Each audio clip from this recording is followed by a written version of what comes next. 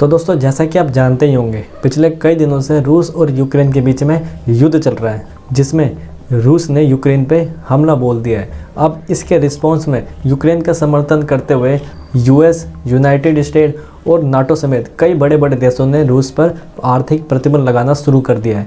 आज हम इसका एनालाइज करेंगे कि इंडिया और रूस के बीच में कितना व्यापार होता है और रूस के ऊपर प्रतिबंध लगाने से इंडिया के ऊपर कितना प्रभाव पड़ेगा। आज इस वीडियो में एनालाइज करेंगे और यह भी जानेंगे कि इंडिया, यूक्रेन और रूस के बीच में कितना कितना व्यापार होता है। इस वीडियो में जानेंगे आज मेरे साथ। मेरा नाम है नरेंद्र, स्वागत है आपका डिजिटली स्टडी में। तो दोस्तों, जैसा कि आप जानते ही होंगे, युद्ध शुरू होने से अभी तक कई बड़े बड़े देशों ने रूस के ऊपर आर्थिक प्रतिबंध लगाना शुरू कर दिया है।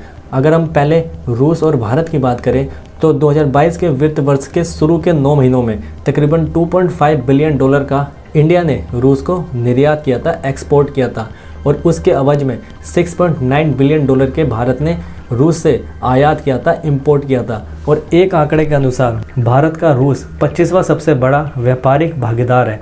और यहीं अगर इंटरनेशनल ट्रेड सेंटर के आंकड़ों की बात करें तो 2020 में भारत ने जितना दूसरे देशों से आयात किया था उसका तकरीबन 1.6% रूस से प्राप्त किया था। और वहीं अगर दूसरी तरफ देखें तो भारत ने जितना दूसरे देशों को निर्यात किया था, जितना भारत ने एक्सपोर्ट किया था दूसरे देशों को, उसका तकरीबन 1.3% ही सिर्फ रूस को निर्यात किया था, एक्सपोर्ट किया था। और वहीं अगर दूसरे आंकड़ों के अनुसार देखें, रूस के आंकड़ों के अनुसार देखें तो रूस का जितना आयात होता है उसका तकरीबन केवल 1.5% ही भारत से रूस आयात करता है। और वहीं अगर निर्यात की बात करें तो रूस का जितना एक्सपोर्ट होता है उसका तकरीबन 1.7% हिस्सा ही सिर्फ इंडिया को निर्यात होता है। और अगर दूसरी तरफ इंडियन एम्बेसी और मॉस्को एम्बेसी के डाटे के अनुसार देखा जाए, भारत ने जितना दुनिया में एक्सपोर्ट किया था उसका तकरीबन 21.85 हज़ार करोड़ रुपए का एक्सपोर्ट सिर्फ रूस को किया था। और वहीं 2018 में यह आंकड़ा बढ़ जाता है, 3,000 करोड़ का एक्सपोर्ट बढ़ जाता है, जो कि तकरीबन 24.34 हज़ार करोड़ का एक्सपोर्ट करता है भारत। और 2019 में वही आंकड़ा 5,000 करोड़ के आसपास बढ़ जाता है, जो कि तकरीबन 29.55 हज़ार करोड़ का एक्सपोर्ट इंडिया करता है रूस को। और 2020 के आंकड़े के अनुसार देखें तो टोटल 26.23 हज़ार करोड़ का एक्सपोर्ट भारत रूस को करता है। और वहीं अगर इंपोर्ट की बात करें तो इन्हीं आंकड़ों के अनुसार 2017 में इंडिया ने तकरीबन रूस से 48.68 हज़ार करोड़ का इंपोर्ट भारत ने रूस से किया था 2017 में। और 2018 में यही आंकड़ा 10,000 करोड़ बढ़ने के साथ साथ 58.40 हज़ार करोड़ का इंपोर्ट भारत ने रूस से किया था। और 2019 में यही आंकड़ा 54.54 हज़ार करोड़ का इंपोर्ट भारत ने 2019 में रूस से किया था। और 2020 में यह आंकड़ा गिरते हुए 43.92 हज़ार करोड़ का इंपोर्ट भारत ने रूस से किया था। और अगर हम OEC observatory of economic complexity के डाटा के अनुसार देखें तो टॉप 5 प्रोडक्ट्स जो कि भारत रूस से सबसे ज़्यादा इंपोर्ट करता है, उनमें पहले नंबर पे आता है क्रूड पेट्रोलियम, जो कि तकरीबन 8.36 हज़ार करोड़ रुपए का इंडिया रूस से इंपोर्ट करता है। और दूसरे नंबर पे आता है कोयला, जो कि तकरीबन 4.87 हज़ार करोड़ रुपए का भारत इंपोर्ट करता है रूस से। और तीसरे नंबर पे आता है हीरा, डायमंड्स, जो कि तकरीबन 4.45 हज़ार करोड़ का इंडिया इंपोर्ट करता है। और चौथे नंबर पे आता है रिफाइंड पेट्रोलियम, जो कि तकरीबन 2.38 हज़ार करोड़ रुपए का इंडिया इंपोर्ट करता है। और पाँचवें नंबर पे आता है गैस टरबाइन, जो कि तकरीबन 2.12 हज़ार करोड़ रुपए का इंडिया इंपोर्ट करता है रूस से। और अगर दोस्तों इसी डाटे के अनुसार 5 ऐसी चीज़ें जो कि भारत सबसे ज़्यादा रूस को एक्सपोर्ट करता है, उसमें पहले नंबर पे आता है दवाइयाँ, मेडिसिन्स, जो कि तकरीबन 3.80 हज़ार करोड़ रुपए का इंडिया रूस को एक्सपोर्ट करता है। और दूसरे नंबर पे आता है ब्रॉडकास्टिंग इक्विपमेंट्स, जो कि तकरीबन 3.50 हज़ार करोड़ रुपए का इंडिया एक्सपोर्ट करता है रूस को। और तीसरे नंबर पे आती है चाय या फिर टी, जो कि 806 करोड़ रुपए का इंडिया रूस को एक्सपोर्ट करता है। और चौथे नंबर पे आता है गाड़ियों के जो पार्ट्स होते हैं, जो कि 730 करोड़ रुपए का इंडिया रूस को एक्सपोर्ट करता है। और पाँचवें नंबर पे आता है कॉफ़ीज़ और इससे जुड़ी हुई सामान, जो कि तकरीबन 482 करोड़ रुपए का इंडिया रूस को एक्सपोर्ट करता है। अब दोस्तों 5 सेक्टर इंडिया में ऐसे हैं जिस पे रूस और यूक्रेन के बीच जितना ज़्यादा युद्ध बढ़ेगा उतना ज़्यादा इंडिया के इन 5 सेक्टर पर सबसे ज़्यादा प्रभाव पड़ेगा। इसमें से ये 5 सेक्टर हैं: एजुकेशन, फ्यूल्स, डिफेंस, स्पेस और डायमंड गोल्ड। पहला सेक्टर है एजुकेशन। रूस और यूक्रेन मेडिकल की पढ़ाई करने के लिए भारतीय स्टूडेंट के लिए सबसे फेवरेट जगहों में से एक है। हर साल बड़ी संख्या में डॉक्टर की पढ़ाई करने के लिए भारत के छात्र यूक्रेन और रशिया जाते हैं। अगर इन स्टूडेंट्स का अंदाज़ा लगाया जाए एक डाटा के अनुसार, तकरीबन 4500 छात्र ऐसे हैं जो कि इस समय रूस में अपनी मेडिकल की पढ़ाई कर रहे हैं और यूक्रेन में तकरीबन 5000 छात्र ऐसे हैं जो कि अपनी मेडिकल की पढ़ाई पूरी करने के लिए यूक्रेन में फंसे पड़े हैं। और दोस्तों, मेडिकल के साथ साथ अन्य सब्जेक्ट्स की जो पढ़ाई कर इन दोनों देशों में भारत के छात्र, उनकी संख्या तकरीबन 50,000 से ज़्यादा है। और ऐसी स्थिति में, जंग की स्थिति में, इन दोनों देशों के छात्रों को एजुकेशन का नुकसान तो होगा ही, और जो इंडिया से अपना फ्यूचर देख रहे थे कि वो यूक्रेन में और रूस में जाके अपनी आगे की पढ़ाई करना चाहते हैं, उनके भी भविष्य पे एक प्रश्न चिन्ह लग जाएगा। उनको भी अपनी आगे की पढ़ाई करने में एक परेशानी का सामना करना पड़ेगा।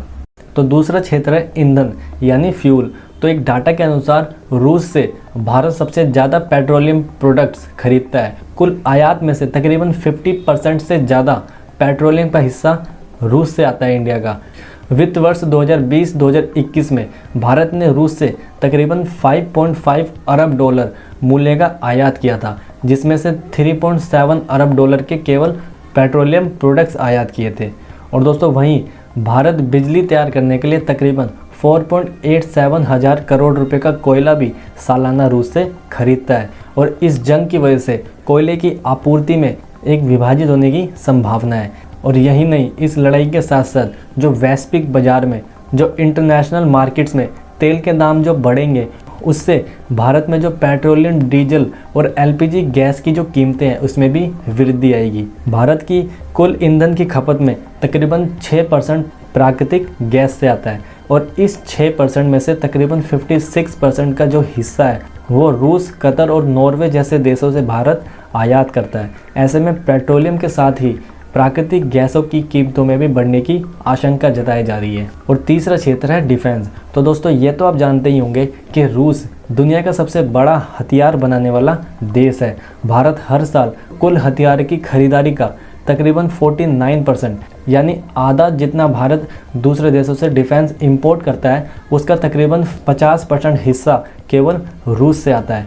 7 दिसंबर 2021 को रक्षा मंत्री राजनाथ सिंह ने रूस का दौरा किया था, जिस पर उन्होंने 6 लाख AK-203 राइफल्स की डील की है, जो अभी भी पेंडिंग में है। लेकिन इसके अलावा S-400 मिसाइल भी अभी भारत के पास आना बाकी है। ऐसे में जंग की स्थिति में इन हथियारों के इंपोर्ट पर असर पड़ना तय है। और यहीं अगर डिफेंस सेक्टर में ही अगर पिछले 5 साल के डाटा के अनुसार देखा जाए तो तकरीबन जैसा मैंने आपको बताया, तकरीबन 49.4% के आसपास इंडिया रूस से डिफेंस सेक्टर में आयात करता है। और यहीं अगर पिछले 5 साल जाए, 2011 से लेकर 2015 के डाटा के अनुसार देखा जाए तो भारत का टोटल डिफेंस इंपोर्ट का तकरीबन 69.6% केवल रूस से आता था, जिसमें पिछले 5 सालों में 20% की गिरावट देखी गई है। और यहीं अगर दूसरी तरफ देखा जाए तो हमारी जो डिफेंस की निर्भरता है वो फ्रांस के ऊपर और इजराइल के ऊपर ज़्यादा हद तक बढ़ी है। तो 2016 से 2020 के डाटा के अनुसार देखा जाए तो फ्रांस से हमने 18.4% की डिफेंस इंपोर्ट किया था। और यहीं अगर इजराइल से देखा जाए 2016-2020 के डाटा के अनुसार इजराइल से देखा जाए तो तकरीबन 13.4% की निर्भरता हमारी इजराइल के डिफेंस सेक्टर पे बढ़ी है।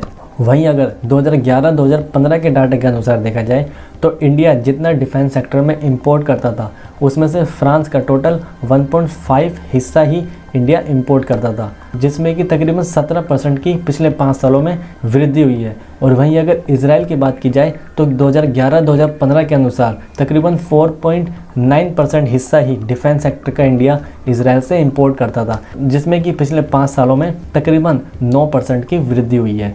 और दोस्तों, चौथा सेक्टर है स्पेस। 3 अप्रैल 1984 को राकेश शर्मा पहले ऐसे भारतीय थे जो कि रूस की मदद से अंतरिक्ष में उड़ान भरने में सफल हुए थे। और 3 दशक बाद, 30 साल बाद आज एक बार फिर से भारत को अपना गगनयान मिशन पूरा करने के लिए रूस की मदद लेनी पड़ रही है। इसके तहत 3 भारतीयों को 2020 तक अंतरिक्ष में भेजने की योजना है, जिसके लिए सरकार ने 10,000 करोड़ रुपए का एक रिजर्व पहले से बना के रखा हुआ है। लेकिन अब इस जंग की वजह से इस गगनयान मिशन पर भी एक प्रभाव पड़ने की आशंका है। और 5वां सेक्टर है सोना और हीरा, यानी गोल्ड और डायमंड। पिछले कुछ वर्षों में भारत और रूस के बीच में हीरे जवाहरात यानी गोल्ड और डायमंड्स के व्यापारों में वृद्धि देखी गई है। भारत के कई जो बड़े बड़े व्यापारी हैं, उन्होंने रूस में जाके अपने हीरा काटने और उनको पॉलिश करने की जो फैसिलिटी होती है वो रूस में प्रोवाइड कर रखी है। हर साल भारत रूस से तकरीबन 4.45 हज़ार करोड़ रुपए का हीरा इंपोर्ट करता है। और इस जंग की वजह से देखा जा रहा है कि इन हीरे जवाहरात के जो बिजनेस है उन पे भी असर पड़ने की संभावना है। इस युद्ध के साथ ही सोने की कीमतों में वृद्धि होने की भी आशंका देखी जा रही है। तो दोस्तों, अब हम बात करेंगे भारत और यूक्रेन के व्यापार की। तो भारत साउथ एशिया में यूक्रेन का सबसे बड़ा पार्टनर में से एक है। और एक डाटा के अनुसार भारत यूक्रेन का 5वां सबसे बड़ा इंपोर्टर देश माना जाता है। और मेन आइटम्स जो इंडिया यूक्रेन को एक्सपोर्ट करता है उसमें आती हैं pharmaceuticals, nuclear reactor parts, plastics, iron and steels, chemicals, rubbers, electrical machinery और फूड प्रोडक्ट्स। अब भारत जो प्रोडक्ट्स सबसे ज़्यादा मात्रा में यूक्रेन से खरीदता है उसमें आते हैं seeds oil, nitrogenous fertilizer, ammonia, corn और एग्रीकल्चर्स के प्रोडक्ट्स। और दोस्तों, भारत और यूक्रेन का 2021-22 के फाइनेंशियल ईयर के शुरुआती 9 महीनों में भारत और यूक्रेन के बीच जो भारत ने यूक्रेन को एक्सपोर्ट किया था उसमें तकरीबन $372 मिलियन का एक्सपोर्ट किया था। और जिसमें प्रमुख चीज़ें एक्सपोर्ट की थी उसमें फार्मास्यूटिकल और मोबाइल फ़ोन्स के प्रोडक्ट्स थे। और इसके एवज़ में भारत ने यूक्रेन से जो इंपोर्ट किया था वो तकरीबन उसकी वैल्यू $2 बिलियन के आसपास थी, जिसमें भारत ने प्रमुख रूप से सूरजमुखी का तेल और यूरिया जैसे प्रोडक्ट, एग्रीकल्चर के प्रोडक्ट सबसे ज़्यादा भारत ने यूक्रेन से इंपोर्ट किए थे। और गवर्नमेंट ऑफ इंडिया के डिपार्टमेंट ऑफ कॉमर्स के डाटा के अनुसार देखा जाए तो इंडिया ने 2016-2017 में टोटल यूक्रेन से 18.67 हज़ार करोड़ का इंपोर्ट किया था। वहीं 2017-2018 में यह आंकड़ा घटकर 17.72 हज़ार करोड़ का भारत ने इंपोर्ट किया था। वहीं 2018-19 फाइनेंशियल ईयर में यह आंकड़ा घटकर 17.6 हज़ार करोड़ का भारत ने टोटल इंपोर्ट किया था। और यहीं 2019-2020 के आंकड़ों के अनुसार यह आंकड़ा 2000 करोड़ घटकर तकरीबन 15.38 हज़ार करोड़ का भारत ने 2019-20 में यूक्रेन से इंपोर्ट किया था। और अगर एक्सपोर्ट की बात देखें और वहीं 2016-2017 के आंकड़ों के अनुसार देखें तो भारत ने तकरीबन 2.33 हज़ार करोड़ का टोटल एक्सपोर्ट किया था। और 2017-2018 में यह आंकड़ा सेम रहा था, जो कि तकरीबन 2.33 हज़ार करोड़ के आसपास था। और 2018-2019 में भारत ने जो टोटल यूक्रेन को एक्सपोर्ट किया था वह आंकड़ा तकरीबन 2.93 हज़ार करोड़ था। और जिसमें 2019-2020 में इसमें उछाल के साथ तकरीबन 3.48 हज़ार करोड़ का भारत ने एक्सपोर्ट किया था। और 2020-2021 का आंकड़ा देखा जाए तो अभी तक शुरुआती 9 महीनों में इंडिया ने अभी तक यूक्रेन को $372 मिलियन का एक्सपोर्ट कर चुके हैं। अब दोस्तों, इन आंकड़ों को कंपेयर किया जाए तो 2015-2016 में भारत और यूक्रेन के बीच जो ट्रेड था वो तकरीबन $2 बिलियन का था, जिसमें 2019-2020 में 25% की इंक्रीज़ के बाद यह व्यापार $2.5 बिलियन के आसपास पहुंच चुका है। दोस्तों, भारत ने 2015-2016 में तकरीबन $260 मिलियन का यूक्रेन को निर्यात किया था, जिसमें कि 2019-2020 में तकरीबन 80% के इजाफे के साथ अब ये आंकड़ा $463 मिलियन तक पहुंच चुका है। और दोस्तों, दूसरी ओर भारत का जो आयात है वह 2015-2016 में तकरीबन $1751 मिलियन था, जो कि $1.7 बिलियन के आसपास होता है, जिसमें 2019-2020 में तकरीबन 17% के इजाफे के बाद यह आंकड़ा $2060 मिलियन यानी $2.06 बिलियन के आसपास पहुंच चुका है। और दोस्तों, यूक्रेन और रशिया के बीच जितना ज़्यादा लड़ाई छिड़ेगी, जितना ज़्यादा लड़ाई आगे बढ़ेगी, उतना ज़्यादा भारत और यूक्रेन का और भारत और रशिया का जो व्यापार है उसमें भी एक टकराव की स्थिति, उसमें भी गिरावट आने की स्थिति देखी जा रही है। अब दोस्तों, अंत में मैं आपका ओपिनियन जानना चाहता हूँ कि भारत, यूक्रेन और रशिया का जो व्यापार है वो इस जंग के साथ साथ, वो इस लड़ाई के साथ साथ घटेगा या बढ़ेगा, इसका आंसर आप नीचे कमेंट सेक्शन में दे सकते हैं। अगर आपको ये वीडियो पसंद आई हो तो प्लीज़ इसे अप्रिशिएट कीजिएगा, लाइक कीजिएगा, शेयर कीजिएगा और इस चैनल को सब्सक्राइब कीजिएगा। धन्यवाद दोस्तों, थैंक्स।